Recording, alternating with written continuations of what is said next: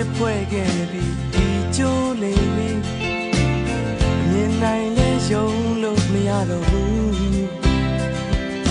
သူဆွဲငင်အားလွှဲမြနဲ့လို့